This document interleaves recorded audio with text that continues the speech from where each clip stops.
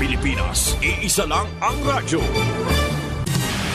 Serving the Philippines, radyo natin nationwide. EXL Makabuhay Plus, Health and Wellness for God's Glory. Inig mata sa buntag, mupangong may kasanag, sugaton ta ang paglaom. Ayaw lang ta. Makabuhay nga daw sa tanan, pinaabdik yun permi aron dili maapsan sa mga sakit, di ba?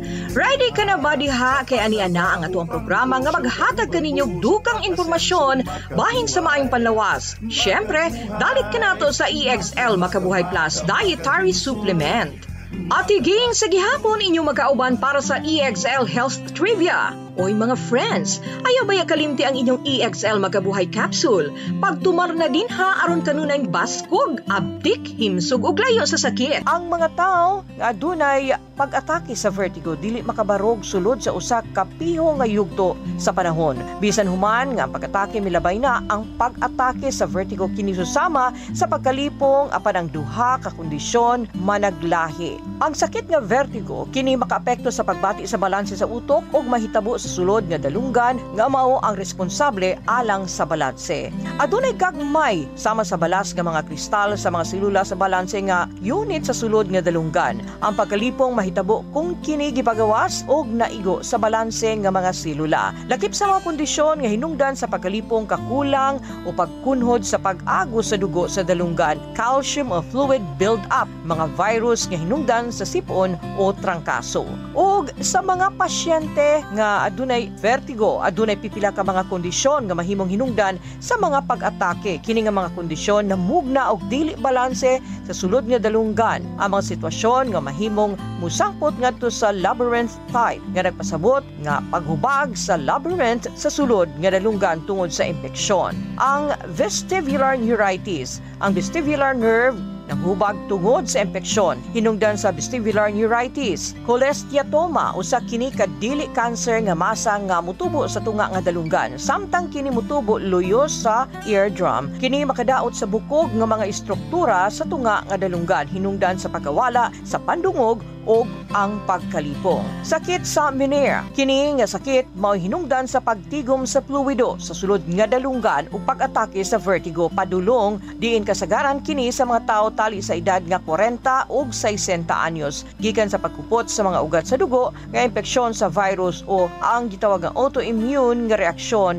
nagikan sa maong sakit. Ang uban usab nga mga kondisyon nga mahimong hinungdan niini mao ang sakit sa ulo, sa migraine, hinunggamdan usab ang trauma sa ulo, operasyon sa dalunggan, ang perilymphatic fistula, mao ang pagtulo sa fluid sa sulod nga dalunggan ngadto sa tunga nga dalunggan tungod sa pagkabuak usab sa usa sa duha ka lamadali sa tunga nga dalunggan ug sa sulod niini nga dalunggan. Ang herpes zoster oticus, lakip na ang otosclerosis nga hinungdan sa pagawala sa pandungog tungod sa problema sa pagtubo sa bukog sa tunga nga dalunggan. Syphilis, ataxia nga musangpot sa kahuyang sa kaunuran.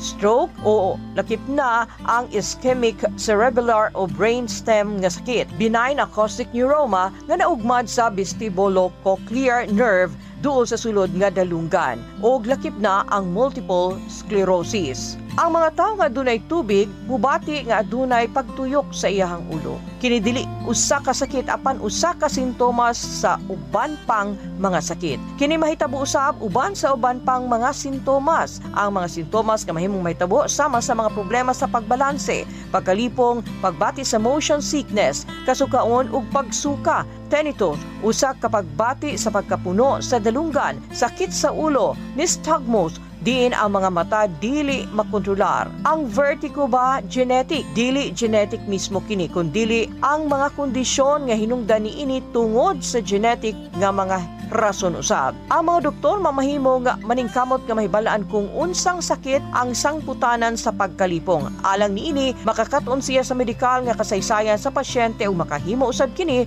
og pipila kay yano nga mga pagsulay. Og unsa man kini ang Romberg nga pagsulay og lakip na ang pagsulay sa Fukuda-Unterberger. Depende sa mga resulta niini ug sa uban pang mga pagsulay ang doktor mahimo usab nga morekomendar sa usa ka CT o MRI scan sa ulo aron makakuha og dugang pang mga detalye. EXL Makabuhay VCO Plus All-in-One Skincare Oil. Ang EXL Makabuhay VCO Plus All-in-One Skincare Oil gihimo gikan sa puro og therapeutic essential oils na makatabang sa pagwagtang sa sakit gikan sa muscles ug joints. Sama sa arthritis ug rheumatism, makatabang sab kini sa sakit sa ulo, panuhot ug uban pang sakit sa lawas. Syempre, ang EXL Makabuhay All-in-One Skincare Oil makatabang sab kini para mas maalagaan ang atong pamani tungod aduna kini cold pressed virgin coconut oil nga makahatag og retention sa antioxidants nga kinahanglan sa atong pamani para maiwasan ang mga skin allergies, rashes ug paghubot sa panit. Busa, unsa pa inyong ginahulat? Sulay na ang EXL Makabuhay All-in-One Skincare Oil. Mapalit sa mga suking tindahan ug mga butika. Labihan na ba kakabisi sa imong pang-adlaw-adlaw nga buhat? Kamakabuhay, pahinumdum gikan kay Ate Ann, maski unsa pa kakabisi, ayaw kalimtay mong kaugalingon. Ampi nga imong lawas. Maabot kini sa tama nga diet, ehersisyo, regular check-up ug sa pagmentenar ug EXL Makabuhay Plus Dietary Capsule. Ginama kini sa 17 ka mga herbal ingredients nga epektibo, puro ug siguradong makatabang aron optimum health matamasa. Kung saon man nimo pagkabot sa imong mga pangandoy kung ikaw nagsakit na, switch na to EXL Makabuhay Plus Dietary Capsule, EXL Coffee Mix 17-in-1 ug EXL All-in-One Skincare Oil. Go for health, go for life with EXL. Usa ka pahinumdum gikan kay Ate Ann. May buhay sa makabuhay! Mga kamakabuhay, padayon ka mong nagpaminaw dinhi sa atong programa hatod kaninyo sa EXL Life and Herbs Nutraceutical Corporation. Ang tigama sa EXL Makabuhay Plus Dietary Capsule, EXL Coffee Mix 17-in-1 The Wellness Blend o EXL All-in-One Skincare Oil. At higing paghihapon ang inyong makauban para sa health tips for the day. Daghang mga halamang gamot sa vertigo nga mamahimong pagasulayan aron nga maibanan usab ug maalibyuhan ang pipila ka mga sintomas nga gibati. Sama na lamang sa luya. Dili lamang kini pwedeng magamit isip pampalasa o pampalami sa pagkaon. Tungod kay ang luya, maayo usab sa pagpaayo sa digestive fluids o pag-neutralize sa digestive acids. Din pwede kini makatabang nga maalibyuhan na ang pagsuka-suka nga gilambigit sa vertigo. Tungod kay aduna kini calming effect nga mamahimo usab nga makatabang sa atuang mga tinai o mapaayo usab ang atuang gibating kondisyon. Ang ginger root nga adunay antioxidant ug anti-inflammatory properties mamahimo makatabang usab sa pag-alibyo sa sintomas sa vertigo sama sa pagsuka-suka. Ug aduna usay mga butang nga pwedeng paghimuon aron nga malikayan ang vertigo o aron nga malikayan ang pagkalipong. Mag-ehersisyo, tamang pagkontrol sa stress, kaon o mga anti-inflammatory ug antioxidant-rich foods sama sa berries.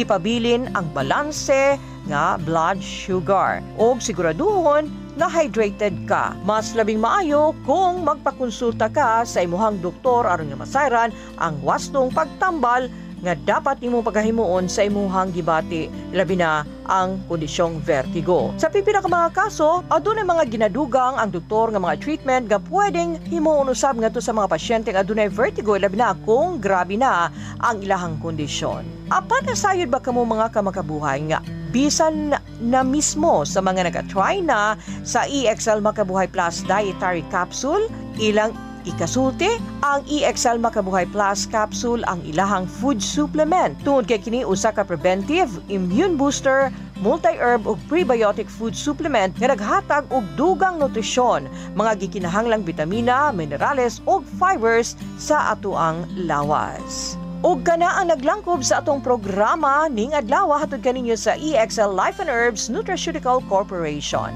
Ug kung duda kamoy mga pangutana bahin sa atuang mga produkto, mamahimong mutawag sa hotline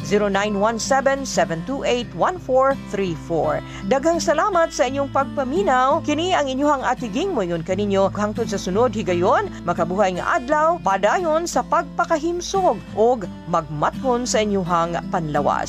Halina't magmakabuhay.